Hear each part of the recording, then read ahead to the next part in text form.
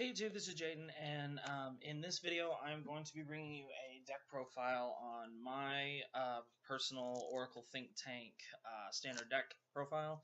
I originally was going to wait to build this until after I finished Royal Paladin because I'm pretty close to finishing that. But I really for some reason I was eBay shopping. I saw a guy that was selling off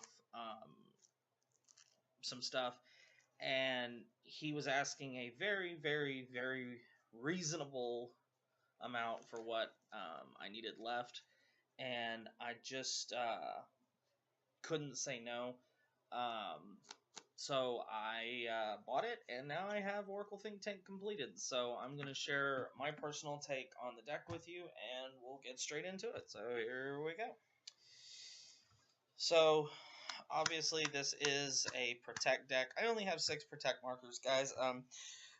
The deck profiles I've seen some people do, they'll post like they have 10 protects. You're not going to need that many protects in a game. You're just not. 6 is enough. You can't tell me you're going to ride one grade 3 and then 9 more in succession and have that many protects in your hand at one time, because when you're done with it, you're just going to put it back, get it back, and it's just... So I really don't see the need for 10 protects. I just don't. So I have 6. So the starter, obviously, is going to be Lozenge Magus. You can use the bunny if you want, but the thing I like so much about the standard format is we're getting back to the original Vanguard anime, and we're getting to use the classic units again, like I've said in my Kagero standard profile. So I'm going to use Lozenge Magus just because I remember how hard it was getting for her as a heal trigger. Oracle Think Tank was also, I think, the 2nd or 3rd deck I ever built. I think actually it was my 3rd, because the first 2 I ever built was Kagero and then Royal Paladin, and then I built Oracle Think Tank. So I really like Lozenge Magus, so it's cool to see her again. For trigger lineup, this is going to be pretty standard. You have your 4 Psychic Bird, your 4 Oracle Guardian Nike for your 8 crits, your 4 Weather Forecast. That is not Weather Forecast. Weather Forecaster Miss. This is your draw trigger as well as your Perfect Guard, and then your 4 Sphere Magus. One thing that one of my friends, Siren Frost, talked about that I thought was pretty cool is Sphere Magus was originally a promo, and it was pretty pricey. I think it's cool that they gave the heal trigger this time to Sphere Magus, so for those of us like me who wasn't willing to shell out, I don't remember how much, I remember seeing them as high as 15 once just because they were so rare. I think it's cool that they gave it to Sphere Magus this time. Grade 1s are 4 Circle Magus. This is an easy, obvious one. Circle Magus is just the, this is what you want to ride turn 1, obviously, every time. She has 2 abilities. The first one is on the Vanguard or the Rear Guard. When your drive check reveals a grade 2 or greater card, you can put that card on the bottom of your deck and draw a card. So say you already have a grade 3 in your hand, or you have 2 grade 3s in your hand, and you drive check a grade 3, and you're like, well, I don't want too many grade 3s in my hand, so you can shove it on the bottom of your deck and draw another card. And then her other skill is when she's the Vanguard and you ride on top of her, you can counterblast 1 and draw an additional card. So she basically acts as, if you can successfully ride Lozenge Magus with Circle Magus, draw 1, and then ride your grade 2 on top of Circle Magus, you can draw, basically, you get +1s both turns, so that's really cool. Next we play 4 Farfel Magus, I don't know how you say that. She's basically a generic filter. When you place her on the field, you get to look at the top card of your deck, put it on the top of the bottom. This can trigger your CEO's boost skill. It can help you set up for a crit trigger or get a card to your hand that you want. Very versatile card. Then we play 2 copies of Goddess of Tide of Times Mizuno Hame. That's a long-ass name. I like her because when you have at least 3 damage or more, she boosts for 14 if she's behind the Vanguard. So the problem with Oracle Think Tank is when you ride your first Vanguard. See, the nice thing with Force decks is when you're riding if you go first, your Vanguard possibly could be swinging for 23, but CEO will only be swinging for 17 with her effect after you check the top card. So this gives you a way to like boost your Vanguard a little bit higher, and it forces more cards out of your opponent's hand. So you can whittle it down because this deck is obviously meant to basically just outlast your opponent. So there's that. Next we play 2 Luckbird. Luckbird is when it's placed, you Soul Blast 2, draw a card, and then it gains 6,000 power until the end of turn. You don't want to max out on this card because you want to have cards in your soul for other things, and after the turn it's placed, it's just going to be a 5k booster, so it's most likely going to get replaced eventually. So it's literally there just to get to replace itself and draw another card. So. And then I play only 1 copy of Oracle Guardian Gemini, and that's the reason. And the reason I only play 1 is there's no reason to play. I don't want to play more than 2 copies of Luckbird. I really don't want to play 2 more of this, so I really only have 1 extra slot. So,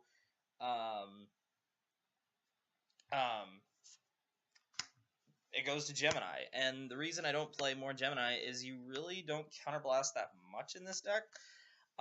So it's there if I need it, and you filter this deck so quick because you draw through it, so if I really need it, most likely it will end up in my hand, but with all the drawing and stuff, but it's there, and to be honest, this card has always kind of freaked me out.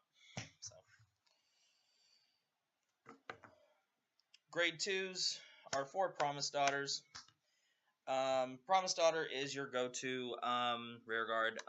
Whenever you have 4 cards or more in your hand, whether she's on the Vanguard or rear guard, she swings for 15. So that's really nice. And then if she's on the rear guard, you're playing against Royal Paladin or Kagero, they can't retire her with Blaster Blade skill, or Kagero can't pop her with one of their Berserk Dragons or Waterfalls or anything like that. So. Next, we play 3 Yellow Witch Mimi.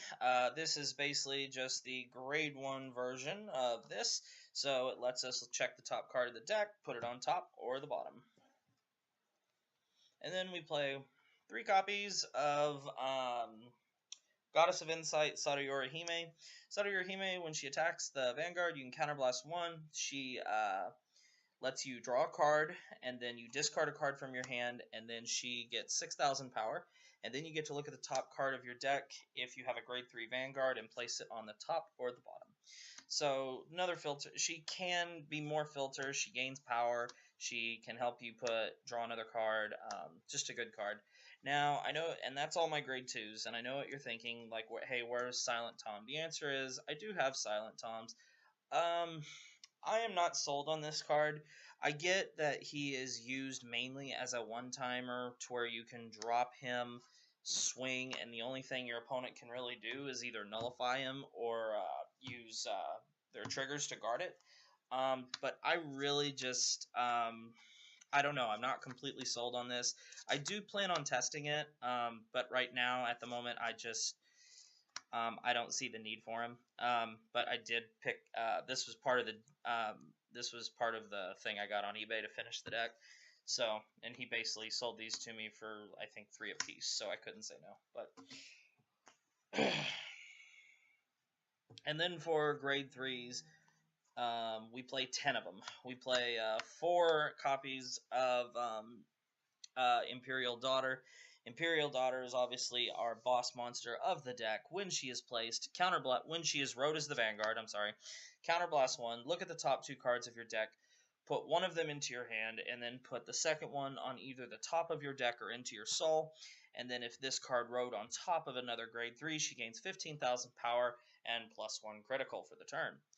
And then she has another skill where you can Soul Blast 1 and give 6,000 power away to one of your units. So that's really cool. You can boost her up even higher. You can boost one of your rear guards. She gives you a little ability to just kind of juice one of your um, rear guards up a little bit. So that's nice. Next, we play our 4 copies of CEO Amaterasu. This right here is the reason I really cracked and purchased this stuff, because I am not a big fan of this art of CEO, to be honest with you. I think the classic art of CEO will always be the best. I like seeing CEO. I like these classic arts, I really do. So CEO, when you ride her, you get to counterblast 1, you draw a card, and then you check the top card of your deck, and you can place it on the top or the bottom. And obviously, with both her and Imperial Daughter, you'll get Protect to your hand. And then anytime you check the top card of your deck, whether she's on the Vanguard or the Rearguard circle, for every time you do that skill during a turn, she will gain 5,000 power. So she also is a pretty decent rearguard too. So, that's there's that. And then for the last 2 grade 3s, we play 2 copies of Victorious Deer. Obviously, he'll also get you a Protect, and then his ability is Vanguard or Rearguard. You may Soul Blast 2 grade 3s and discard a card from your hand. Look at the top 7 cards of your deck, reveal 2 critical triggers from among them. Put the revealed cards on the top of your deck in any order, and then shuffle the rest of the cards looked at, put them on the bottom of your deck, and then 6 of your units get 10,000 power until the end of that turn. So basically the idea is with this deck is you want to ride CEO first and just kind of get your advantage going. Sorry guys, that the coffee maker's making a weird noise, and it really spooked me there for a second.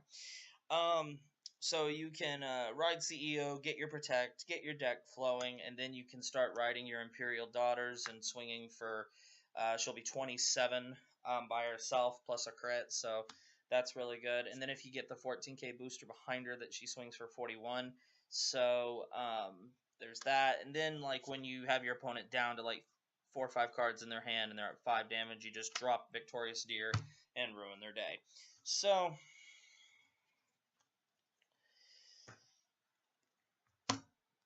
guys, that's pretty much it. That is my standard Oracle Think Tank deck profile. It is simple, basic. This deck always has a hand. It's used mainly. In my honest opinion, it probably is the most popular deck of the format right now, just because it cycles so quick and it maintains hand advantage. Royal Paladin and Kagura run 5 to 6 draw triggers just to try and keep up with it.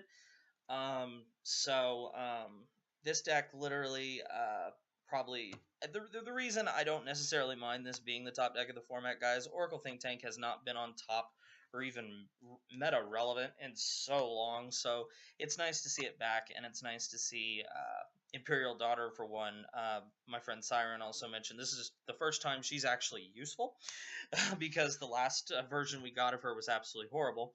But it's nice to see CEO back, and it's nice to have. And I don't know if I'll be keeping this deck. I will be going to the Texas Regional in September, so there is a possibility that if I've had my fun with this deck, I might also be looking to sell it there, because it is fun, but I do not see myself playing this long term.